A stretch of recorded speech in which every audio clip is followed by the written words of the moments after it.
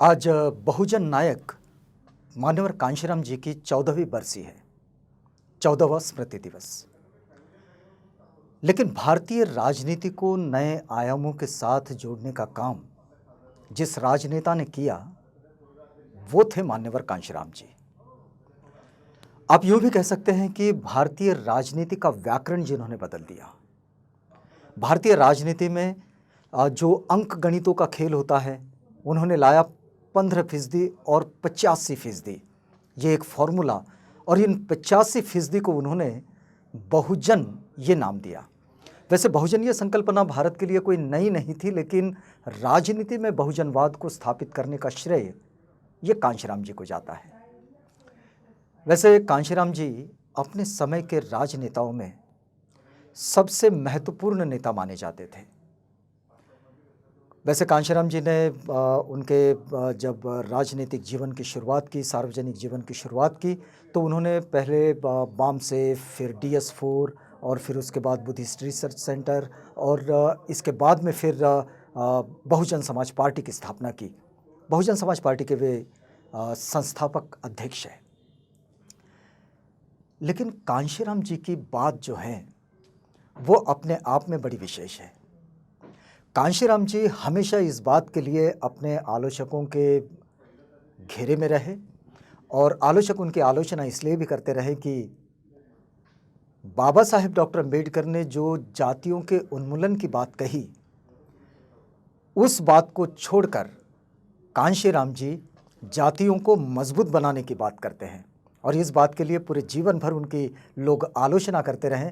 लेकिन फिर भी भारतीय राजनीति में अम्बेडकरवादी आंदोलन को, या फिर यूं कहें कि बहुजनवादी आंदोलन को, जो कि दबे कुचले 85% लोगों का जो धार्मिक अल्पसंख्याक है, राजनीतिक अल्पसंख्याक है, जातीय अल्पसंख्याक है, इन सब अल्पसंख्याकों को इकट्ठा करके उनको 85% के जद में लाकर उनको बहुजन नाम देने का जो श्रेय है, और उन्हें राजनीति के उस मुकाम तक पहुंचाने का कि जहां से वो मुख्यमंत्री के रूप में खड़े हुए। यानी कि हमने देखा उत्तर प्रदेश में मायावती जी, जो कि अनुसूचित जाति समूह से आती है, ये कांशीराम जी के बहुजनवादी आंदोलन का ही परिणाम था कि वो मुख्यमंत्री हुई।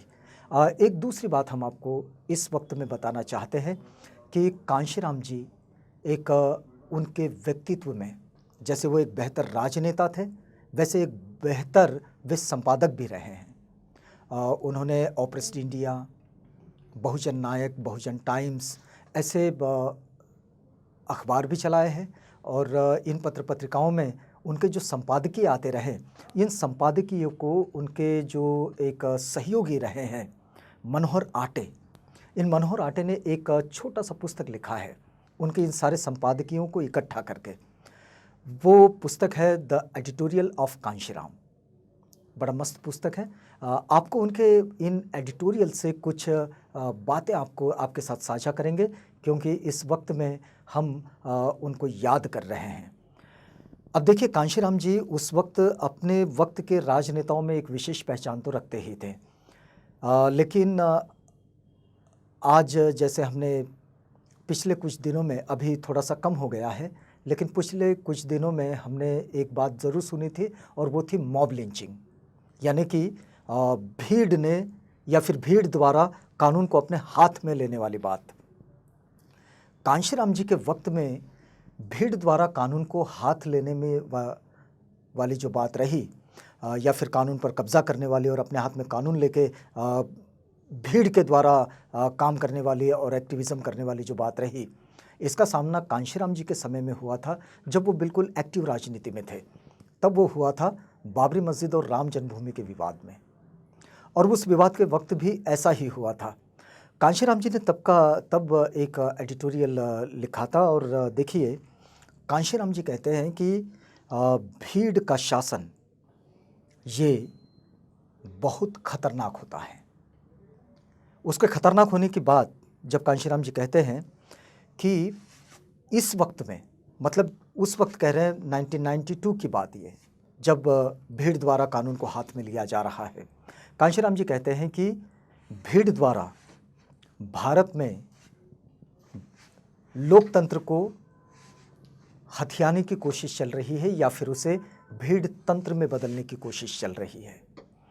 फिर वो आगे कहते हैं कि जहाँ जहाँ कानून के शासन की जगह भीड़ शासन करने लगती है, तब उस देश की व्यवस्था ये पूरी चरमरा जाती है।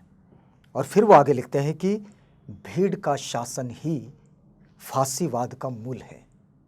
फांसीवाद जहाँ से जन्म लेता है वो भीड़ का शासन होता है, और भीड़ के शासन में संवैधानिक लोकतंत्र का कोई मतलब नहीं रह जाता। इसके साथ वो ग्रीक दार्शनिक जो है प्लेटो, उनका एक उदाहरण देते हैं, और वो कहते हैं कि भाई प्लेटो की लोकतंत्र की आलोचना को उन्होंने आधार बनाया। और फिर कांशीराम जी कहते हैं कि जब भीड़ शासन करने लगती है तो लोकतंत्र सबसे खराब शासन प्रणाली बन जाता है। फिर वो आगे कहते हैं कि प्राचीन समय में यूनान में जब लोकतंत्र का मतलब बहुमत का शासन हो गया था,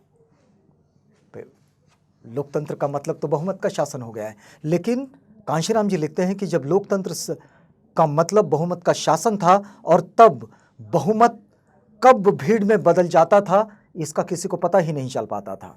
और फिर ऐसी स्थिति में ये बहुमत के भीड़ में बदल जाने की वजह से ही प्राचीन यूनान में महान दार्शनिक, आपने नाम सुना होगा सुकरात को वहाँ के देवताओं का अपमान करने और युवाओं को भड़काने का आरोप लगाकर कि भाई ये सुकरात युवाओं को भड़का रहे हैं और देवताओं का अपमान कर रहे हैं, इसलिए उन्हें जहर का प्याला पीने की सजा दी गई और उनकी मृत्यु हो गई। प्लेटो ने इसी घटना के आधार पर प्राचीन लोकतंत्र को सबसे खराब शासन प्रणाली कहा था, क्योंकि ये भीड़ में तब्दील हो गई थी। और भीड़ का तंत्र जो होता है उस तंत्र में समाज के ज्ञानी लोगों की कोई जगह नहीं होती है। जो जानकार होते हैं, बुद्धिमान होते हैं, बुद्धिवादी होते हैं, ऐसे लोगों की कोई जगह नहीं होती। ये स्थिति हम आज भी देख सकते हैं।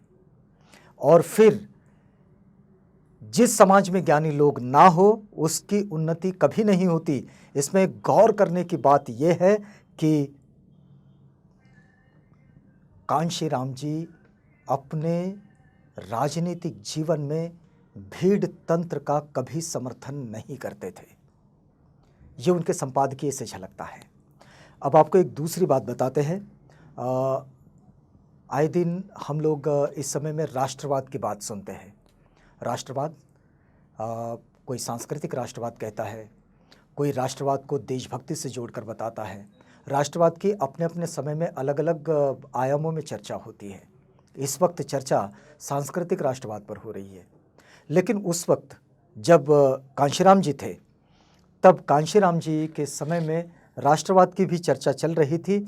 और ये बहस जो है ये भी मंदिर मस्जिद विवाद के साथ हो रही थी।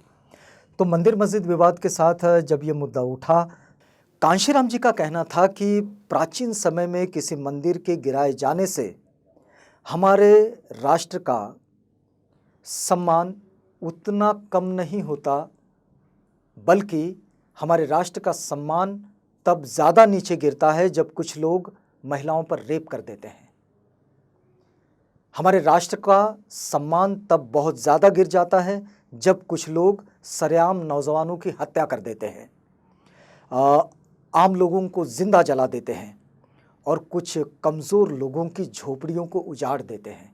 तब हमारे राष्ट्र का ज़्यादा अपमान होता है। तो राष्ट्रवाद पर कांशीराम जी की जो बात है वो इस तरह की है, और ये सब करते हुए उन्हें किसी तरह का भय नहीं होता। किसी की झोपड़ियाँ उजाड़ने में, किसी को जिंदा जलाने में, किसी का रेप करने में, किसी की हत्या करने में उन्हें ज़्यादा भय नहीं होता। ये जो निर्भय होकर लोग इस काम को लगे रहते हैं। कांशीराम जी राष्ट्र को किसी भी सांस्कृतिक प्रतीक से नहीं जोड़ते हैं। वो कहते हैं कि जब ये हत्याएं होती है, रेप होते हैं, जब लोगों की झोपड़ियाँ जलाई जाती है, लोगों को बेघर कर दिया जाता है, तब राष्ट्र का ज़्यादा अपमान होता है। वे राष्ट्रवाद को धर्म के प्रतीकों से यह बिल्कुल जोड़ते नहीं हैं, वो धर्म की पहचान के साथ उसको जोड़ते नहीं हैं, बल्कि वो उसे जोड़ कर देखते हैं देश में रहने वाले नागरिकों के साथ। तो कांशीराम जी की ये बड़ी विशेषता रही है कि उन्होंने उनके वक्त में राजनीति में नए आयामों के साथ और नए संदर्भों के साथ राजनीति की है।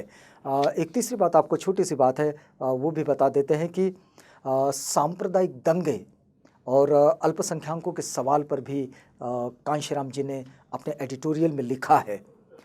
वो लिखते हैं कि भाई धार्मिक अल्पसंख्यकों के खिलाफ सांप्रदायिक हिंसा या फिर घृणा का विस्तार ये इस समय में एक आम चलन हो गया है, लेकिन कांशीराम जी कहते हैं कि इन दंगों के पीछे की मानसिकता जो होती है वो मानसिकता होती है अल्पसंख्यकों में असुरक्षा की भावना को पैदा करना, और फिर उनके द्वारा जो बिजनेस चल रहे हैं उस बिजनेस को विस्थापित करना, और फिर उन्हें गुलाम बनाना, यानी आर्थिक दृष्टि से गुलाम बनाना।